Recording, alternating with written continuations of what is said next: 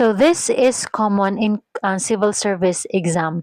So we have fraction and percentage. We have to convert fractions to percentage. In converting fractions to percentage, dali ra kayo. The secret is, i-divide nato ang denominator sa 100 because percentage, the base one is 100. So 100 divided by 25 is 4. Now si 4, i-multiply nato sa numerator. 6 times 4 is 24. So 6 over 25 is 24%.